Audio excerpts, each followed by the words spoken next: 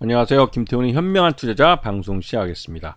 오늘은 파로스아이 바이오에 대해서 말씀드리겠는데요. 최근에 상장을 해서 이게 주가가 꽤 많이 올랐습니다.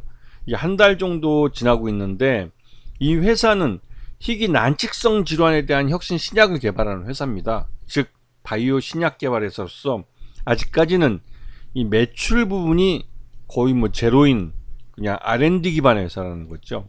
그리고 이 회사가 지금 보시게 되면 직원 수가 상장하는 때 기준으로 32명 정도밖에 안 됩니다. 굉장히 말 그대로 이제 R&D 하는 회사라는 것을 이 숫자만 봐도 알 수 있는 거죠.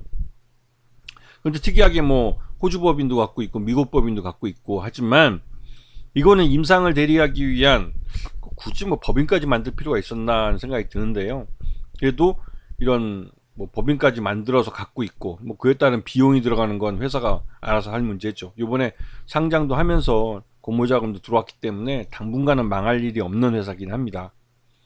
자, 이 회사의 장점은 나름대로 그 신약 후보물질을 인공지능 AI 기술을 이용해서 남들보다 더 빠른 그 시간 안에 후보물질을 찾아내고 그 후보물질에 대한 이 R&D를 더 빠르게 진행시켜서 전임상이나 임상 단계로 더 빨리 넘어갈 수 있다, 이걸 얘기하는 건데요. 기존에 이 바이오 신약 개발에 있어서 가장 많은 시간을 까먹는 건 바로 신약 후보물질을 찾는 겁니다. 이 서치하는 기능이 거의 5년에서 길면 10년까지도 걸리는데요. 그만큼 이 바이오 신약 후보물질을 찾는 게 굉장히 어려운 작업이었죠. 하지만 인공지능을 이용해서 기존에 이 다양한 연구가 진행되어 있는 이런 신약 후보물질들에 대한 데이터들을 갖고 있기 때문에 이 빅데이터를 이용해서 조기에 타겟으로 삼고 있는 질병에 대한 그 후보물질, 신약 후보물질들을 이 인공지능 AI가 굉장히 짧은 시간에 길면 한 6개월, 짧으면 3개월 만에 찾아주기까지 합니다, 요즘은. 그래서 지난번에 코로나 때도 그렇게 빨리 그 후보물질을 찾아냈고 그 후보물질을 이용해서 그 1년 만에 그 백신과 치료제를 개발해냈죠. 그만큼 이제 바이오 개발 기술은 굉장히 그 IT 기술과 접목되면서 굉장히 빨라졌습니다. 그래서 ICT라는 그 부르는데요. 이 바이오 신약 개발하는 분야에서도 이 인공지능 AI 기술은 우리나라 같이 IT 기술이 발전한 나라에서 더 활발하게 연구가 되고 있고 성장하고 있기 때문에 기존의 단백질 신약 중심의 스위스나 미국이나 일본 이런 나라들의 신약 개발은 여전히 과거와 같은 그 행태를 많이 답습하고 있다고 할까요? 그러다 보니 이 다양한 분야에서 새로 개발된 기술이나 또 어떠한 그 발견한 분야에 대해서를 이용해서 새로운 신약을 개발하는 기술은 우리나라 같이 이런 IT 기술이 발전한 나라에서 더 많이 연구되고 있죠. 논문도 많이 나오고 있고. 그래서 외국 제약사들이 우리나라의 이 각 대학 연구소나 이런 데서 발표한 논문들을 갖고 많이 찾아갑니다. 다국적 제약사들은 이런 데서 말 그대로 이제 블록버스터급 신약이 될 만한 것들은 미리 소싱을 하기 위해서 찾아다니는 거죠. 자, 이 회사가 갖고 있는 가장 큰 강점은 AI 플랫폼인 그 케미버스라고 읽는지는 저기 모르겠는데 케미버스라고 읽는 것 같긴 한데요. 이 신약 파이프라인을 찾는 데 있어서 이 AI 플랫폼을 이용해서 조기에 신약 후보물질을 찾아내고 그 후보물질을 갖고 가장 빠르고 안정된 이 신약 개발 그 방법을 제시해주는, 그래서 또 PHI 101이라는 것과 PHI 501, 그다음에 201 이렇게 개발을 해냈죠. 찾아낸 겁니다. 그래서 이러한 물질들을 갖고 신약 개발 과정을 밟게 되는 거죠. 전임상과 임상.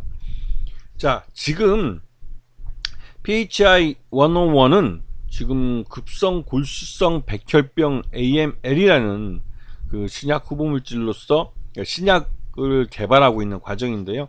요번에 그 강남 성모병원에서 요청이 해서 KFDA가 조건부 판매 승인을 해줬습니다.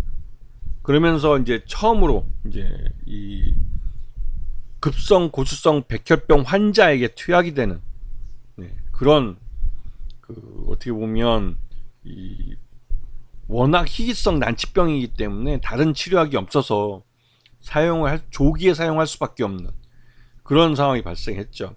근데 그렇게 했다 해도 이 회사가 그 버는 돈은 그렇게 크지는 않습니다. 워낙 그러니까 이 질병에 걸리는 사람들 자체도 적을 뿐더러 이거를 개발하는 데 들어가는 돈이 또 엄청나기 때문에 이 치료약 값이 엄청 비쌉니다. 이게 의료보험이 되지 않으면 일반 환자들이 사용하기 어려운 그 안드로메다 가격일까요? 이런 그 희귀 난치성 치료제는 굉장히 비쌉니다. 그래서 웬만큼 의료보험 처리가 잘 돼 있는 나라 아니면 사용하기 어려운 단점이 있죠. 이 회사의 그 분기 연결 포괄손익계산서를 보게 되면 1분기까지인데요. 그때 상장할 때 나온 자료입니다. 그 매출은 제로죠, 제로.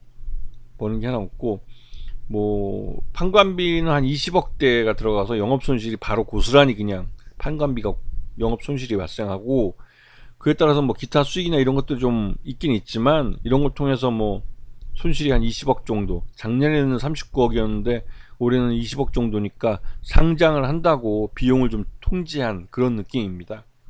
그래서 의미가 없습니다. 그 실제로 매출이 없기 때문에 이런 기업들, 바이오 신약 개발 업체들은 이 재무제표에서 매출을 따진다거나 하는 게 의미가 별로 없죠.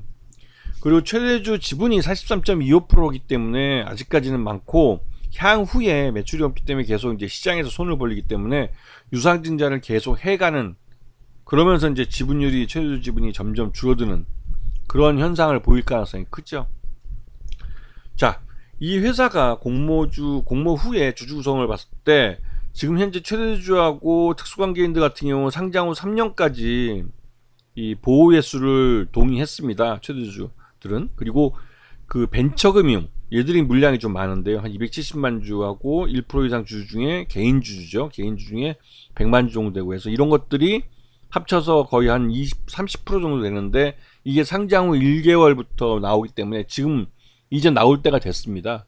이제 이런 물량들이 나오면서 시장에서 소화되겠죠.